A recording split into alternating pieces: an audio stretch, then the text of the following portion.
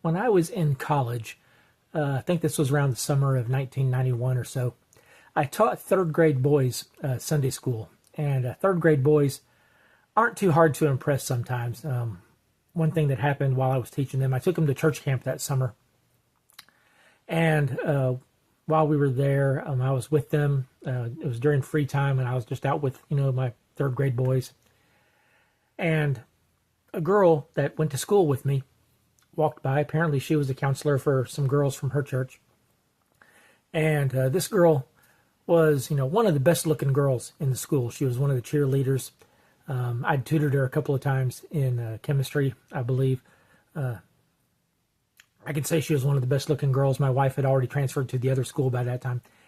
But she was walking by, and she looked over and waved at me and said, "Hi, Brian." And I just waved back and I said, "No, hi, Tiffany." That was her name, Tiffany Thompson. And the boys, I turned back and I look at my boys, and they're just wide-eyed. They're just, staring at her. And then they look up at me and they say, "You know her?" And I just said, "No, yeah, she's, a friend of mine when we go to school together." And I think when my boys said, "No, well, that's where I'm going to school," but I said, third grade boys aren't too, hard to impress, sometimes. But I was teaching third grade boys Sunday school. And we were talking about the book of Jeremiah. And we were specifically in the part where King Jehoiakim had gotten a copy of a scroll with all of Jeremiah's prophecies on it. And he's having the scroll read to him. Now, these prophecies are about the destruction of Jerusalem. They're basically telling King Jehoiakim that, it doesn't matter what you do. It's too late now. God's going to destroy Jerusalem.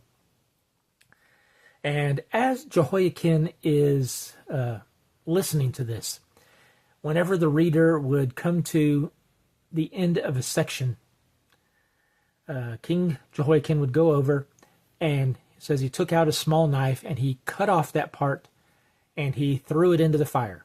And then the reader would read some more, and Jehoiakim would go over and cut out that part of the scroll and throw that into the fire. As if, the words of God don't mean anything. And, I think about this, and I think about today, how so many people today, and even Christians, will just kind of ignore parts of the Bible that don't agree with what they want to believe, or that don't say the things that they want it to say. Well, the Bible, is not ours to pick and choose, what we want to believe. There are people who will say, well, I don't think the flood covered the whole world, so I'm just going to ignore the part of the Bible that says the flood covered the entire world. Or, I don't believe, Adam and Eve were, real people. I think that's just a story that they made up. So I'm just going to kind of ignore, that part of the Bible. You can't do that. You can't just ignore the parts that you don't like, or the parts that don't agree with what you wanted to say. So that's, one thing I kind of got out of that. But as I was going over this lesson with the boys, I then commented that, after this scroll had been destroyed, God told Jeremiah to get his scribe, Baruch, to recopy all of these prophecies again onto another scroll. So that way it would be preserved, and Jeremiah's prophecies would be, maintained. And, that's why we have, the books of Jeremiah and Lamentations today. And I remember one of my boys looked at me and he said, "You mean God talked to Jeremiah?" And I said, "Yeah, God talked to Jeremiah." And he said, "Well, God never talks to me." Well, I just looked back at him and said, "Well, how often do you talk to God?" And he stopped and he scratches his head and he thinks, for a bit, and he can't answer the question.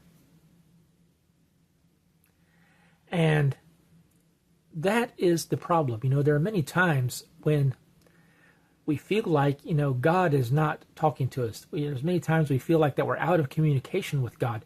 When the truth is, it's not that God doesn't want to talk to us. It's just that he's waiting for us to talk to him. He's waiting for us to come to him. He's waiting for us to tell him our needs. And also, there's many people who the only time they talk to God is when they're in trouble and they need something.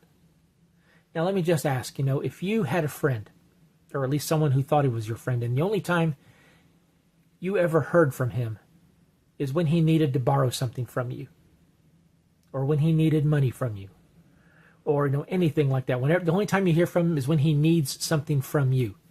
And that's even not very often. That's only, once a month or something. That's the only time you hear from him.